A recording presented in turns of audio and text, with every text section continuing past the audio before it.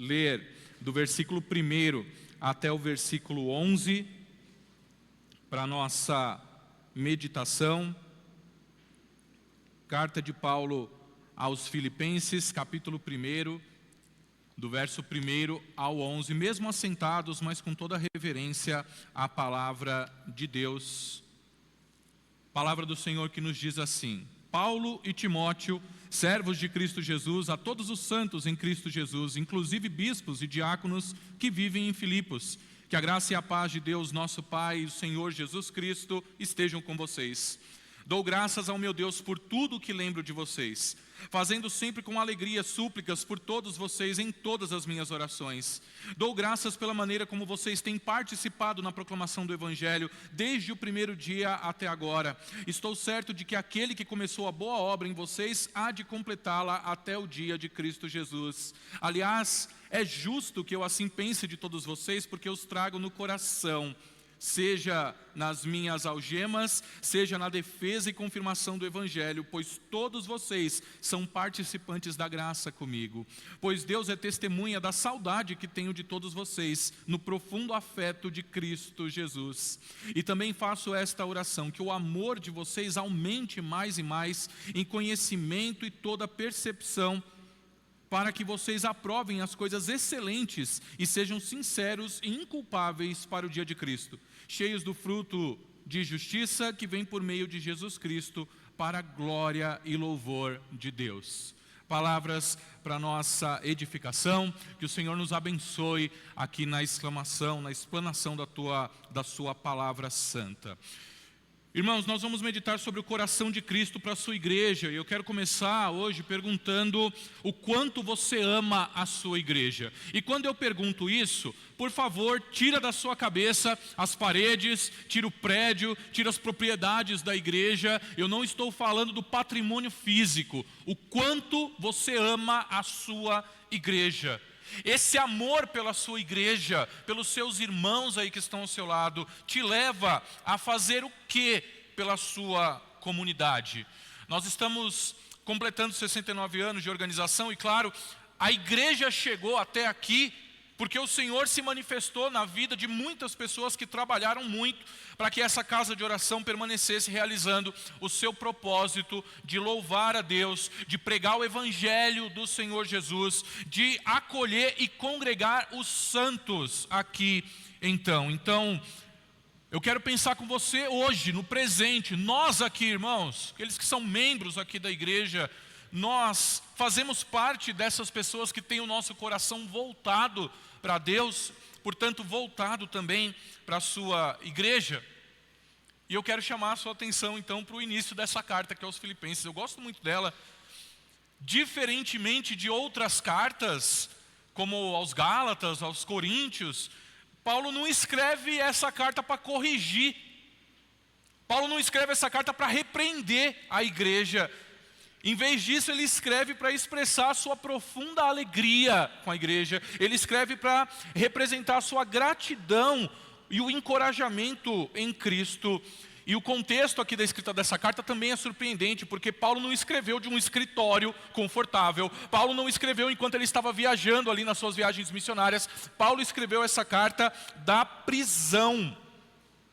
E isso é impressionante, porque os filipenses enviaram até Paulo um presente por meio do seu mensageiro, Epafrodito. E a Dara pode pensar no nome aí para o bebê, Epafrodito. Ó, que bonito. E essa carta é em parte uma resposta, né?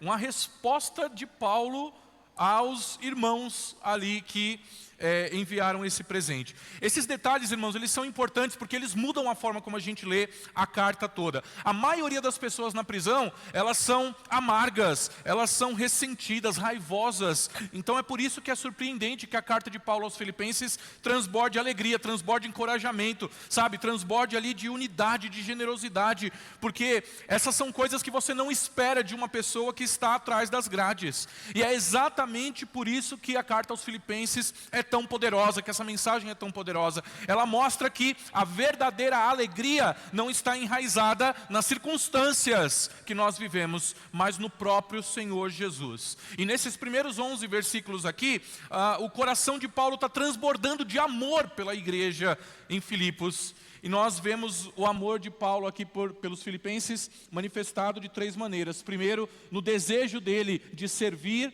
Segundo, nós vemos a sua alegria e gratidão pelos irmãos. E terceiro, nós vemos a sua oração fiel. Então eu quero meditar com os irmãos brevemente hoje a respeito então dessas 3 manifestações, que são manifestações do coração de Cristo para a sua igreja. E a primeira delas é o coração voltado ao serviço, que está lá no versículo 1º e 2º que nós lemos aqui. Se você já leu as cartas de Paulo, você percebe que em alguma delas ele inicia dando uma carteirada, dando ali as suas credenciais apostólicas. Mas não foi assim que ele começou a carta aos filipenses, né? Em nenhum momento ele se impõe aqui sobre os membros da igreja. Ele faz exatamente o oposto. Olha lá, Paulo e Timóteo, servos de Cristo Jesus, a todos os santos em Cristo Jesus, inclusive bispos e diáconos que vivem em Filipos, que a graça e a paz de Deus, o nosso Pai, e do Senhor Jesus Cristo estejam com vocês. Paulo diz que ele e Timóteo são escravos, são servos de Cristo. Olha lá, né? Timóteo foi incluído aqui porque ele teve um papel ativo ali na fundação da igreja em Filipos. Não era só uma assinatura conjunta aqui nessa introdução, né? Era uma carta de 2 pastores que amavam, então, uma igreja. E o fato de Paulo se referir a si mesmo e a Timóteo como servos, diz muito sobre como ele se via. Quando Paulo se referia a si como um escravo de Cristo, como um servo de Cristo, ele não estava dizendo que ele era forçado a fazer situações que ele não queria, que ele não gostava, coisas contra a sua vontade. Porque esse é o conceito de servidão, esse é o conceito de escravidão, fazer aquilo que você não quer por obrigação. Esse é o conceito de escravidão, mas em vez disso o que ele queria dizer é que ele não pertencia a si mesmo, que ele estava completamente entregue a Jesus, completamente dependente da graça de Jesus. Ele pertencia a Cristo, é por isso que ele fala, eu sou servo, e o meu amigo aqui Timóteo é servo também. E eu espero que você já comece a compreender aí onde eu quero chegar nessa reflexão. Paulo tinha todo o direito de apresentar suas credenciais apostólicas, exigir a atenção da igreja de Filipos, porque ele era um apóstolo, ele era importante, todo mundo precisava ouvir, ele recebeu a mensagem diretamente de Cristo. Mas ele não fez isso, ele se humilhou diante dos irmãos. Ele não era nada mais do que um servo de Jesus naquela igreja. Irmãos e irmãs, isso aqui é uma mensagem tanto para toda a liderança da igreja. Porque a posição de oficial, que tem voz, que tem alguma autoridade, enfim, pode alimentar o orgulho se a gente não tomar cuidado. Pode subir a cabeça se a gente não tomar cuidado. Eu não estou menosprezando o seu chamado ministerial, porque são vocações nobres. O ministério de Paulo aqui foi importante para a expansão do reino de Cristo. Deus realizou trabalhos importantíssimos através do ministério de Paulo, mas o ponto é que essa autoridade apostólica dele não subiu a cabeça dele. Isso aqui é uma mente que serve, isso aqui é um coração de servo. Se a gente olha as outras cartas, né, aos Gálatas, por exemplo, que estão ali correndo o risco de abandonar o evangelho, Paulo vai lá e dá as suas credenciais apostólicas para defender o evangelho. Aos coríntios ali que estavam dividindo a igreja, estavam questionando a igreja, enfim, Paulo dedica grande parte do seu tempo para defender o seu apostolado. Mas com os filipenses ele escolheu caminhar junto deles, porque era uma igreja diferente, era uma igreja que transbordava amor. Era uma igreja de parceria, era uma igreja de generosidade. Ele não precisava disciplinar aquela igreja nesse momento. Ele não precisava, de alguma forma, falar palavras duras para a igreja naquele momento. Mas ele queria se expressar encorajando a igreja, na humildade, na esperança. Ele sabia que ele tinha autoridade, mas ele sabia que essa autoridade não fazia dele mais cristão do que os outros que estavam ali na igreja. E essa, sem dúvida, é uma palavra de encorajamento, irmãos. Às vezes nós somos tentados a pensar na liderança da igreja como aqueles que são super crentes e os outros são medianos. e isso aqui não é o caso. Aos pés da cruz todos nós somos iguais diante do Senhor. E Paulo diz isso de outra forma ali. Ele não chega a falar para os filipenses: nós somos iguais a vocês, ou vocês e eu somos iguais. Ele não fala isso. Ele chama os cristãos de santos. Ele fala que ele é servo e ele chama os cristãos, os crentes da igreja, de santos. Ele eleva a condição do povo da igreja. Olha, são pessoas santas, separadas para Deus. Paulo, o apóstolo, aquele que tem autoridade espiritual, ele se humilha como servo do Senhor Jesus, enquanto os crentes comuns ali da igreja, ele eleva a condição de consagrados do Senhor. Irmãos, isso é um exemplo de humildade. Então não é surpresa, né? Se a gente for lá para o capítulo 2, Paulo vai dizer assim: em humildade considerem os outros superiores a si mesmo. Nada disso é uma tentativa de Paulo de parecer mais piedoso, mais santo, mas era um reflexo de Cristo nele. Paulo, de certa forma, espelhava Cristo, que se esvaziou de si mesmo, assumindo a forma de servo. Olha que coisa, irmãos. Portanto, essas palavras iniciais aqui do apóstolo Paulo à igreja de Filipos não é só uma saudação, não é só um cumprimento, é um coração voltado ao serviço à igreja.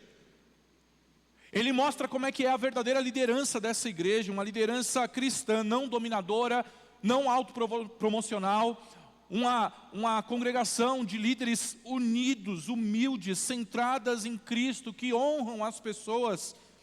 Mesmo na saudação aqui no versículo 2, que a graça e a paz de Deus, o nosso Pai e do Senhor Jesus Cristo, esteja com vocês. Ele tirou o foco dele mesmo, ele focou em Deus, ele focou em Jesus Cristo. Então o que fica claro aqui é que ele se via como um homem chamado por Deus para servir humildemente a sua igreja. E ele reconhecia que ele era chamado a uma vida de serviço humilde diante do Senhor. Essa é uma lição não só para líderes, irmãos, é uma lição para todos nós também.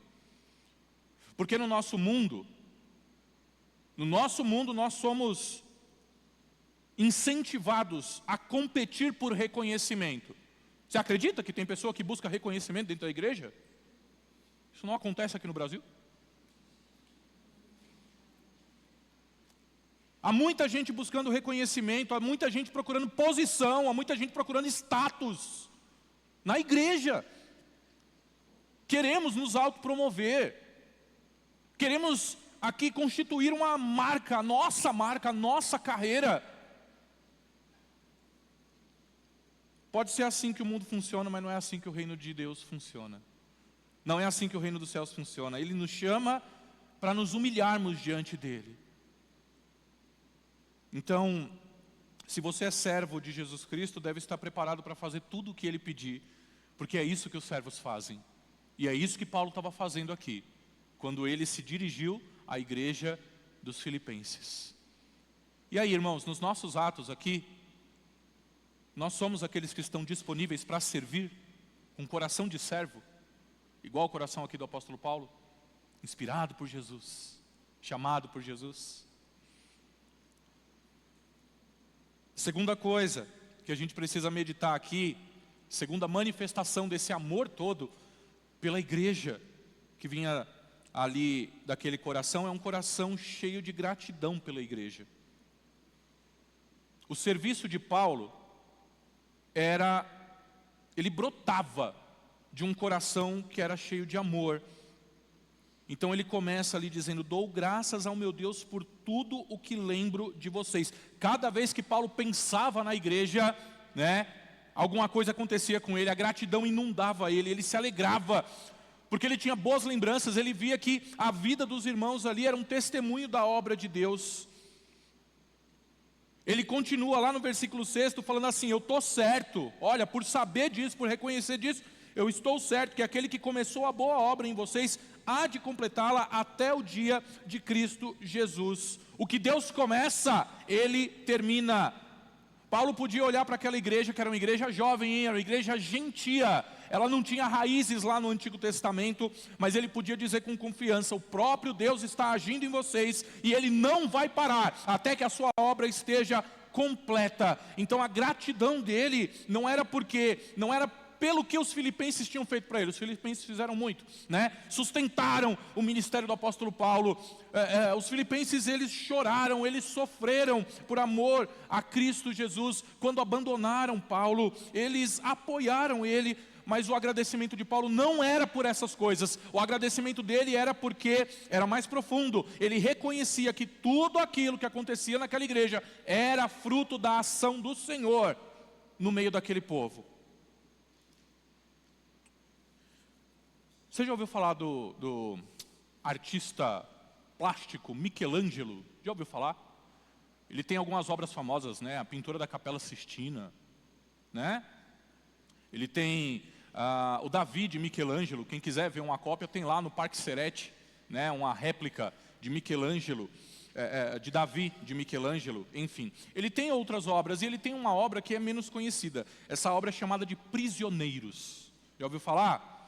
Prisioneiros são estátuas que dá para ver o rosto e o corpo delas emergindo assim do mármore, que ele estava lá, né? Talhando, lascando, enfim, mas ele não terminou. A história diz que ele foi chamado para outros trabalhos e ele não conseguiu terminar essas obras. É por isso que ela se chama Prisioneiros, porque parece que essas obras querem sair de dentro do mármore. Então, Michelangelo pode ter deixado alguns projetos inacabados, mas Deus não deixa o seu projeto inacabado. O que Deus começa, Ele termina. E isso tem que ser um grande encorajamento para nós hoje, irmãos. Se Deus está agindo em você, Ele vai levar essa obra até o fim. Ele vai terminar o que Ele começou em você. E isso significa que a nossa segurança, a nossa confiança em Deus, ela não se baseia na minha capacidade de amar a Deus. Ela se baseia na fidelidade de Deus em nos sustentar. Porque no meio da caminhada a gente cai, a gente luta, a gente vacila, a gente peca, a gente passa por períodos de afastamento. Mas se Deus realmente começou uma obra no coração, Ele vai terminar essa obra. Você crê nisso? Porque há um grande reconforto, irmãos, em saber que Deus vai terminar o que Ele começou.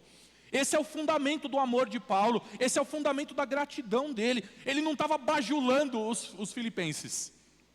Paulo não estava bajulando os filipenses, ele amava, porque ele via Cristo agindo em cada um dos irmãos ali. Olha lá o que ele fala no versículo 7, né? Aliás, é justo que eu assim pense de todos vocês, porque eu os trago no coração. Olha aqui, é uma declaração de amor isso. Isso é muito bonito. Eu os trago no coração. Isso não é conversa de político, sabe? Isso é verdadeiro. Paulo carregava a igreja no coração, ele se alegrava, ele sofria, ele chorava, mesmo na prisão, ele estava ligado àquela igreja pelo amor. Paulo amava a igreja de Filipos, ele tinha um afeto genuíno por eles, ele pensava neles, se importava com eles.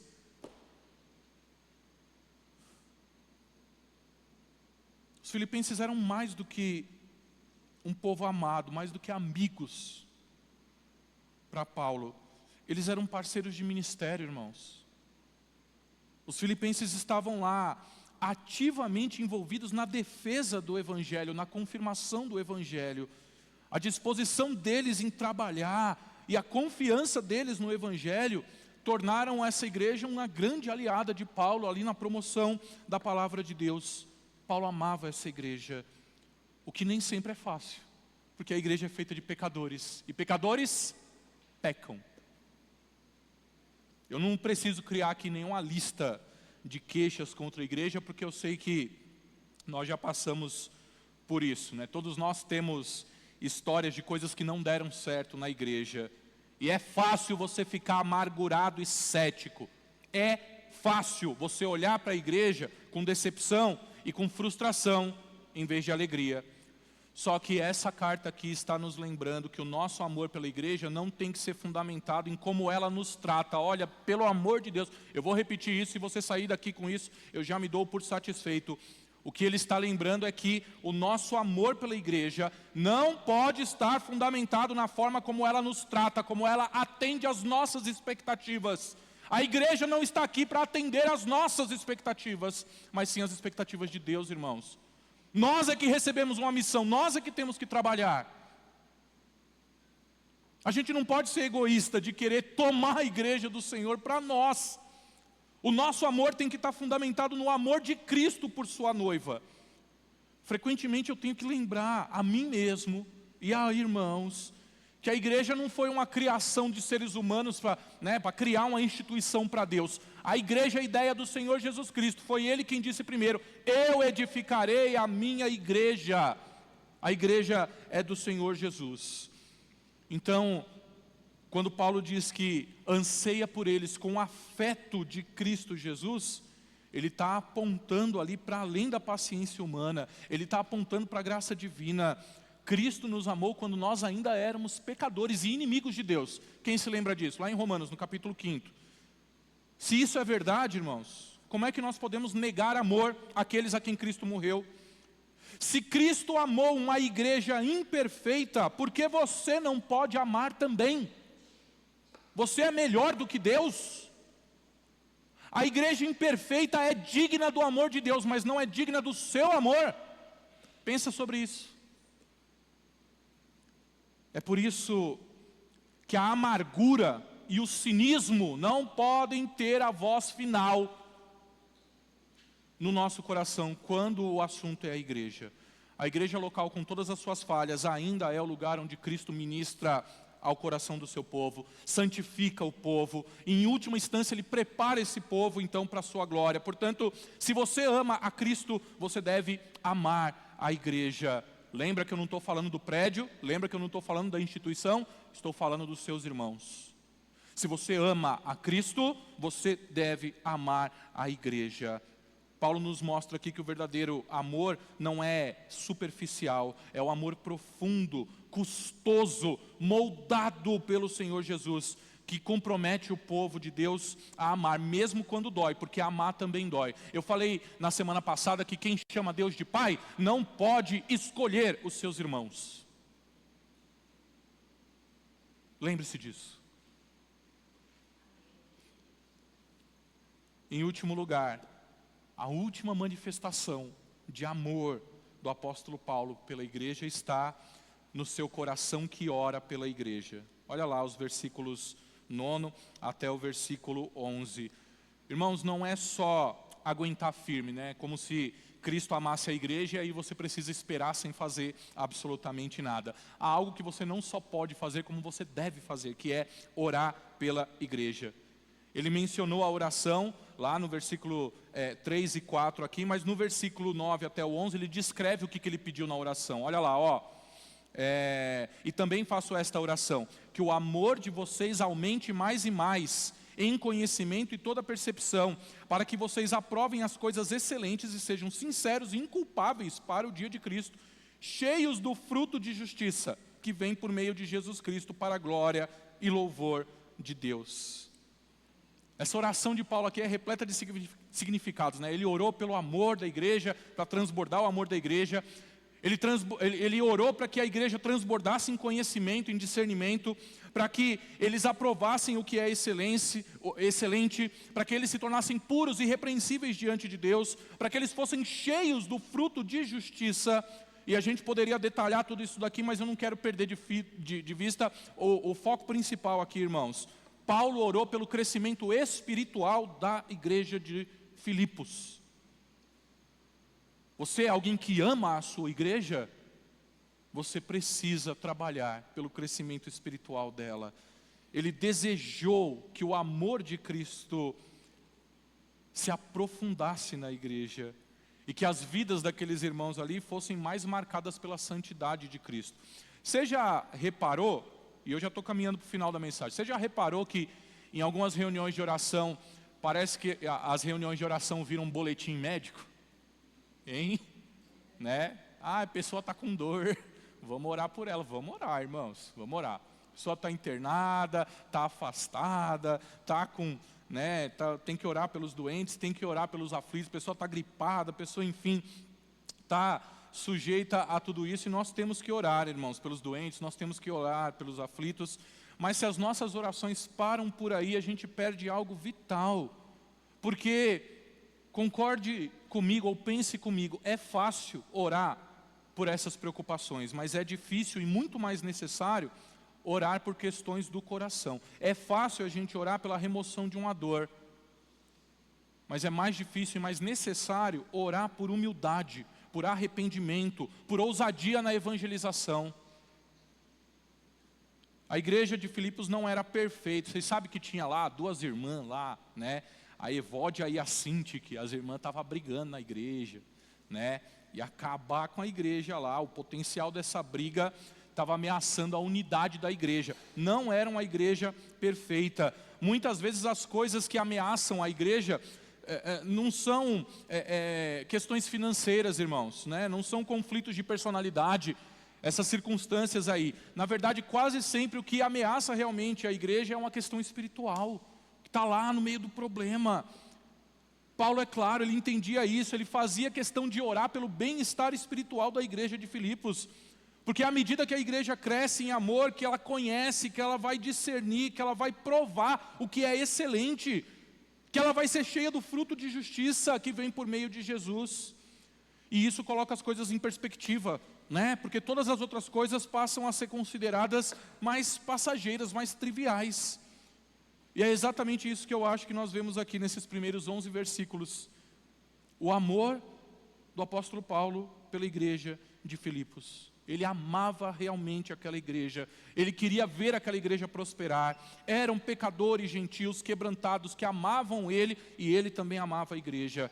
É claro que ele não queria que eles perdessem o foco principal, porque a igreja de Filipos eram bons parceiros no ministério, eram muito comprometidos com o evangelho. O seu compromisso de servir a igreja e o seu amor pela igreja e as suas orações pela igreja devem sempre estar enraizados e fundamentados no evangelho, como era o caso daquela comunidade. E é aqui que Paulo desvia o nosso olhar dele mesmo e volta o seu olhar para Jesus. A razão pela qual Paulo podia amar os filipenses tão profundamente era porque Cristo o amou primeiro.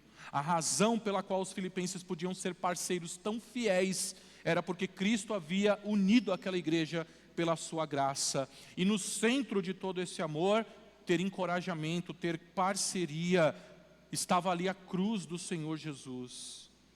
Sem o evangelho, todo o nosso serviço é mera atividade, irmãos. Sem o evangelho, todo o nosso serviço é mera atividade. Mas com o evangelho, o nosso serviço se torna adoração. O nosso amor se torna reflexo do amor de Deus. As nossas orações se tornam participação na intercessão de Cristo pelo seu povo, porque Ele também ora e intercede por nós. Portanto, irmãos, eu encerro dizendo que, e pedindo e orando, que o amor de todos nós pela igreja seja moldado não pela conveniência, não pela preferência. Você vai amar a igreja, você não vai amar a igreja pelo que ela pode te oferecer. Você não vai amar a igreja pelo que ela pode te dar. Você não vai amar a igreja pelos benefícios que você pode ter. Você vai amar a igreja através do amor abnegado de Jesus, que não espera nada em troca. Que a participação, que a nossa participação no ministério esteja fundamentada não na nossa personalidade, não nos programas aqui da igreja, mas na obra consumada na cruz do Calvário. E que as nossas orações se elevem não apenas por saúde, não apenas por conforto, mas também por santidade, também por frutificação, também por perseverança em Cristo Jesus, porque o mesmo Salvador que começou a obra aqui é poderoso para terminar essa obra. Recebe essa palavra em nome do Senhor Jesus.